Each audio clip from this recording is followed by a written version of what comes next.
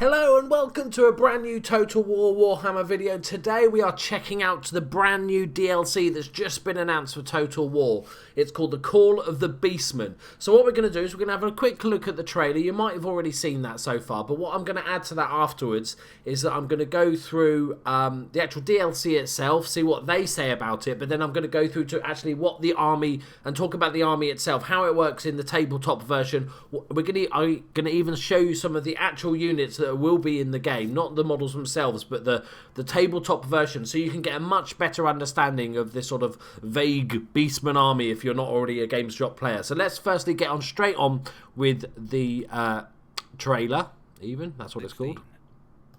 Enjoy. Singing blah blah blah blah blah. Sega.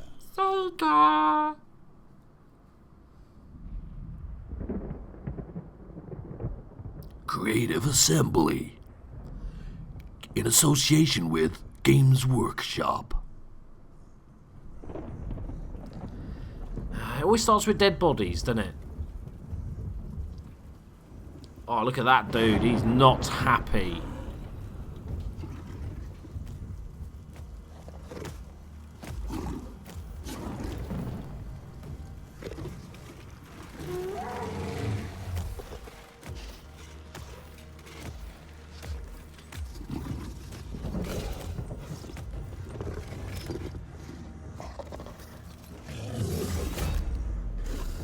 Nice.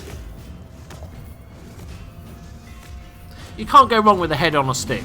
Just saying.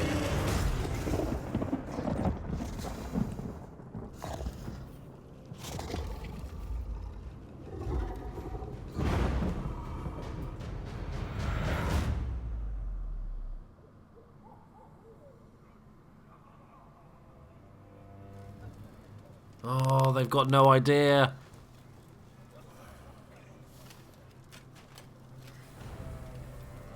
Run away! Run away!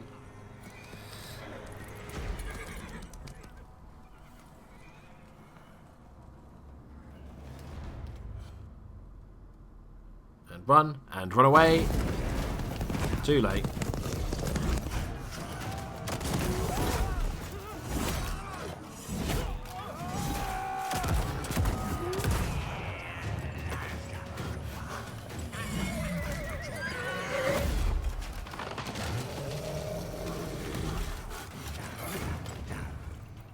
He's a big fecker.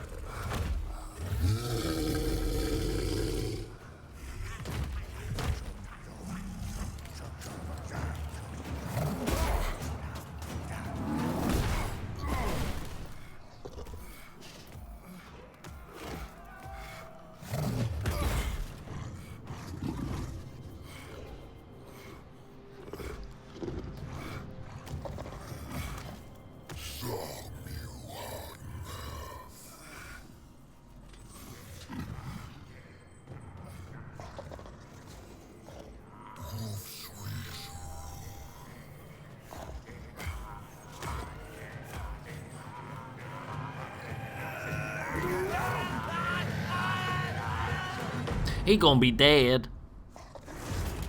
Yeah.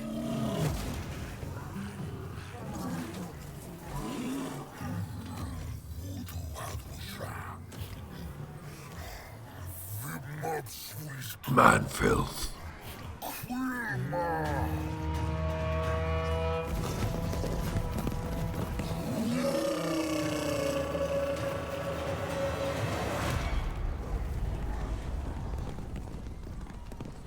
There we go.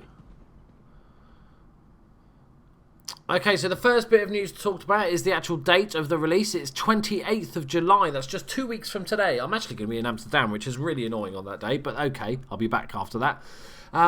So it's the Beastman army is being introduced to the game, as it says, 28th of July. It does cost $13.99. I think up until release it's 10% off, $12.59. That is a bit expensive. You know, why can't you just say $9.99? You know, that just seems a nice rounded number, but you know, let's look through what actually contains in it, and then we're going to talk about the units that we'll see in the game. So, what it actually adds is a new Beastman race, as expected, into the Grand Campaign, 2 new playable legendary lords, A new Eye for an Eye story campaign, hordes of new units, monsters, heroes, magic, and game features. Something stirs blah blah blah blah blah blah blah fluff. I think I do think it's a little bit expensive, but if you love the game, then this does. If you think about it on a sort of an hours of fun ratio, then playing through a couple of campaigns is going to take a lot of hours. So you could say it's worth it. That I'll leave that for you to argue, discuss of how much that, how expensive that is. It's a sort of little bit expensive. So let's. Quite a bit of information about the details of the DLC. There's no they've got the special characters in there, but they haven't really got the actual. Here we go. Here's the units. Have you actually got a list of the units in the game? Yeah, that's really good. So they've got a nice list of units in the game. I'll show you some of the units themselves. So you might think, well, if you're not used to the tabletop game, well, they look like a bunch of angry goats. And that's pretty much what they are. I don't know too much about their backstory history because in my gaming group, no one ever played Beastmen. It's one of the least popular Warhammer armies on the tabletop version. It was one of the least fleshed out armies. There's not that many units for them. They're all kind of similar. I'm really surprised that this was the first DLC.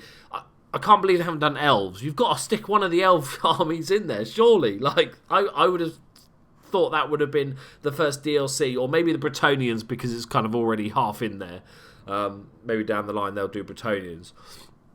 But yeah, so they're baddies. They're chaos-esque. I think they were created by chaos, but they're kind of a lot of the time they're left to do their own thing. They're very horde mode engaged. So we'll look at we won't look at the special characters. They're just sort of fluff, really. So the Gorbles are the big, massive fuckers. Twin-horned melee specialists. The very mightiest example. So I've got the Games Workshop page up here. If you don't know the tabletop version, it's called Warhammer Fantasy Battles, right? But then they recently, like a year ago, started doing this Age of Sigmar thing where it fucked everything up and made separate armies not armies anymore. But you can still see the sort of main units that the Beastmen army have. There's 7 of them, and that includes characters. There's not that many units in them, and they all look sort of a smaller version. So the Gorbal is just basically a big, giant, angry goat. The Shamans are the spellcasters, the wizards. They use the law of... So they've got the law of death, the law of beasts, or the bestial school of magic known... And that's only for the Beastmen. That's only the Beastmen can have. The law of the wild. This law boasts unique hexes, augments, and magic missiles, but arguably its most powerful is Savage Dominion, which enables the Brave Shaman to summon a Scigirl directly into the thick of battle, much like the Undead spell that just raises a unit. That's fantastic. So I'll let you read through all this, of your own accord. But I wanted to look at the actual units because this is where I'm a little bit worried. I haven't read through this in detail because there's not that many fucking units. So Tier 1 units: Ungor Raiders, Ungor Spearmen, and Chaos Warhounds. Okay, so they're already sort of poaching a bit abilities from the Chaos because there's not that many fucking units. So the Ungors, they should be here, are your basic sort of scary goat dudes with sword and shield, or you can have them as spearmen. They are sort of mass infantry. I'll be doing, obviously, make sure you subscribe to the channel because I'll do a unit guide for every single unit that does come out and talking through their pros and cons and all that sort, and how you use them and all that good stuff. So the Ungor, they do have Vanguard deployment, which is nice, and the Chaos Warhound. So very sort of bog standard that you could replace Ungor with, Empire Spearmen or anything like that. But the Vanguard Fury deployment is nice. What is this Primal Fury? How are they playing that out? Many Gore units, Ungors, Gors, Best Gors, and Centaurs have Primal Fury ability, which brings a constant active buff to their speed, charge bonus, and melee attack characteristics. Okay, just almost like a rage type thing. So, Tier 2 units, Ungor Herd with shields, and Ungor Spearmen with shields. Good. I'll show you the Ungors, and you'll see, the Gors. They're just a slightly upgraded Ungor. They just look a little bit meaner. I don't know if they're a different race, so to speak, in the Beastmen herd, or they're just basically like the veteran versions of them.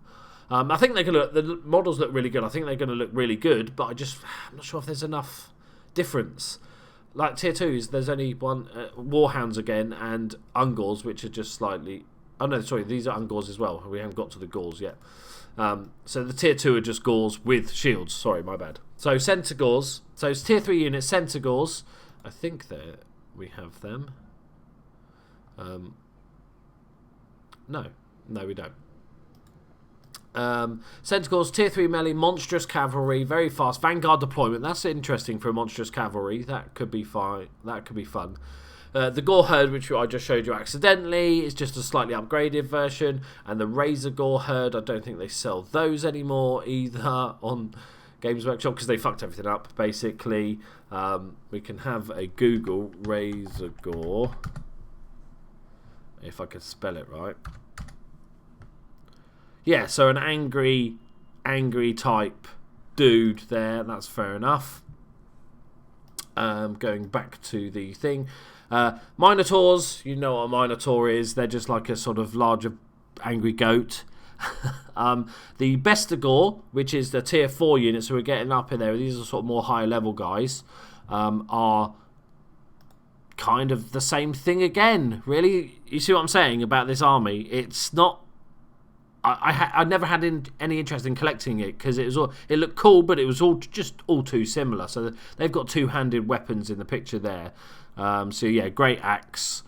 Chaos Spawn is just a big fat melty blobby thing. Centaurs, Razor Chariot, Minotaurs, and tier 5 units are Centaurs, Minotaurs, the Scigirls, and the Chaos Giant. So they're stealing a few units from the Chaos Army, which is okay. I just don't think it's. I'm definitely going to enjoy and play and buy this and play the campaign and enjoy it.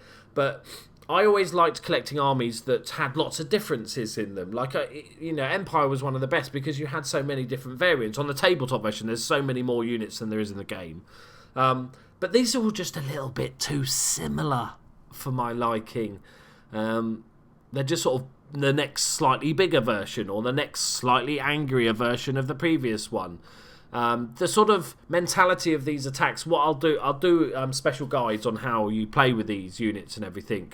But the sort of main tactic looks to be your big sort of units of Ungors and Gors as your main sort of battle line, and then you have the so you could have the Ungor Raiders with their Vanguard deployment to attack the flanks, or your Warhounds, or your Razor Gores to sort of go in at the flanks. There's not any range to this army. It's much like Chaos in the fact that it just wants to get stuck into combat and rip your face off. Let's have a look at Scigirls. Scigirl. So this is what a Scigirl looks like. It's kind of giant-esque. So there's a couple of big units like the Chaos Giant and stuff like that might be really fun to use. Chaos Giant and the Scigirl.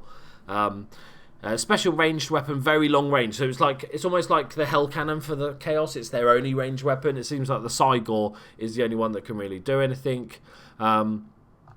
But I'm hoping they've got some good special abilities. I won't read these through, but hopefully they'll have some good special abilities that actually work well in the game and make them a bit different to play rather than sort of a goat-looking Chaos army. So to sort of sum up, I think maybe it's a couple of quid too expensive. It will be fun because the story campaigns have been really fun, and just having a different army to play will always be fun, I think. And there's new units. There's also introducing some free LCs shortly, which is going to introduce the Amber Wizard for the Empire, which I'll do a guide on, but that should be quite interesting. And I think they can use the Law of Beast as well. So is it? I can't remember. It's been a long time since I've actually played tabletop.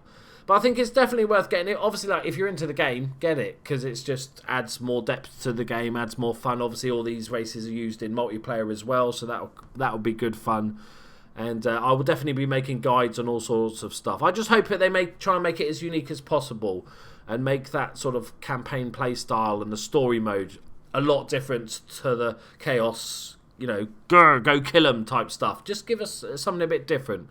There you go, guys. There's my little guide. It's not a guide, review, my first impressions of the DLC. I'll be starting as soon as I get back from Amsterdam when the DLC is released. I'll start doing all my unit guides. You know, you guys love the unit guides, so I'll be doing those for all the units in the Beastmen army. Let me know what your thoughts are in the comments below. I'd really be interested to see sort of, on the price, on the race. The biggest thing for me is I think they've just chosen the wrong race. I think this would be a fun race to have maybe in 2 or 3 time. I think Skaven, either of the elves, either of the 3 elves would have been the most obvious one because they're not there. Skaven would have been one of the most fun, the one I'm really, really looking forward to the most. Lizard men, I would have loved to have seen. They're probably my sort of top 3. But, Beastmen. And it's only 2 weeks away, which is good. So, thank you very much for watching, guys. Please hit that like button and comment what you think in the comments below. And I'll see you in the next one. Bye-bye.